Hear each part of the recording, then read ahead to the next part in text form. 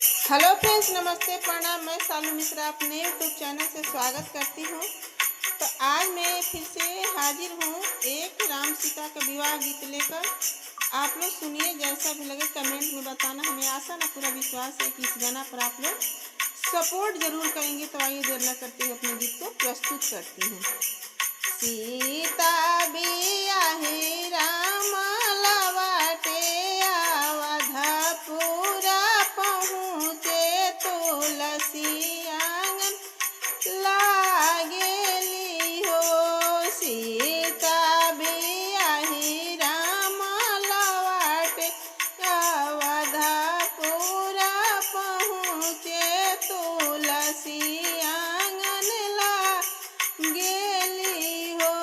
सीता घूंघटा उठाई जब देखे तुलसी मोहर लागेला हो। सीता घूंघटा उठाई जब देखे तुलसी मोहर लागेला हो। जब हम जानती की तुलसी मोर बनबू सवातिनिया, तू बनबू सवातिनिया नु हो।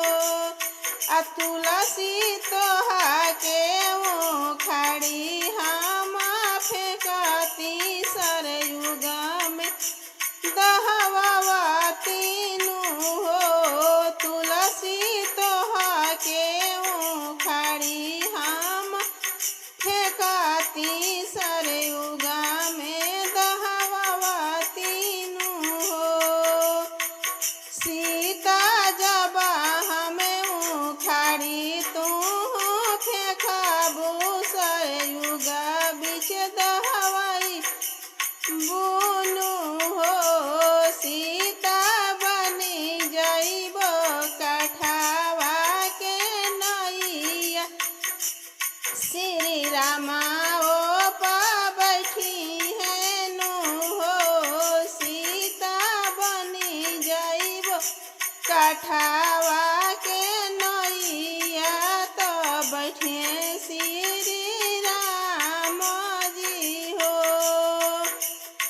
जब तुलसी बनाबू तू नैया, ता बनिहे बैठिए श्री राम जी हो। तुलसी नैया के चिरी चारी देबो जंगल बीच हम फेंकब, जंगल बीच फेंकबो नु हो। जब सीता हमारा के चिराबू जंगल बीच फेंकबू नु हो। सीता बनी जइबो तुलसी के मलावत, रामचंद्र जपी है नु हो। तुलसी बनी सीता बनी जइबो तुलसी के मलावा, तो रामचंद्र गले पेनिहे रामचंद्र जपी है नु हो। जब तुलसी राम तो के पेनिहे, तो रामचंद्र जपी है नु हो। आ तुलसी तो ही के तोड़ी हम देबो बगियवा बीच फेंकबो, बगियवा बीच फेंकबो नु हो। जब सीता हमारा के तोड़बू तू बाग बीच फेंकबू, तू बाग बीच फेंकबू नु हो।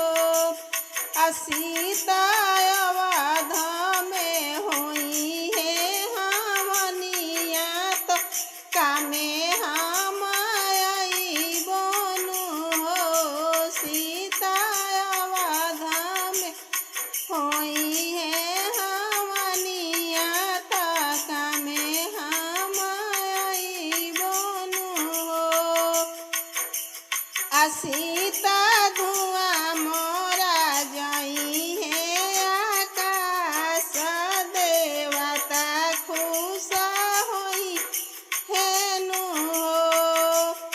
जब तुलसी हम होई है हवनिया राम चंद्र करी है आकाश धुआं जई है नु हो। आ तुलसी हमना के रखिया बटोरब हम घुरावा पर फेंकबो नु हो। जब सीता रखिया बटोरबू तू घुरावा पर फेंकबू नु हो। सीता बनी जाइब घुरावा के खोदिया त ढोइहे श्री राम जी धोइहे श्री राम जी हो। दोनों हाथ जोड़ली हली सीता तुलसी पैया लागे तुलसी पैया लागेली हो। तुलसी बनी जा तू हमरो सवतिनिया जनम जनम पूजबो नु हो। तुलसी बन के रहा हमरो सवतिनिया जनम जनम पूजबो नु हो। गंगा जी से पनिया मंगइबो तुलसी के लगइबो हम जलावा चढ़इबो नु हो। दुनु बेरा बराबो दियरावा हम भोगावा लगइबो हम भोगावा लगइबो नु हो। सखिया अंगना में गोतिनी बोलइबो हम भजन करइबो हम मंगल गइबो नु हो।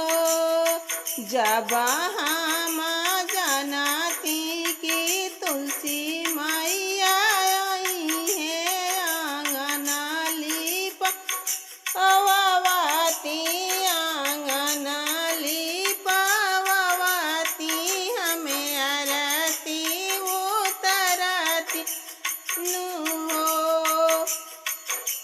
हम भोगावा लगवती नु हो।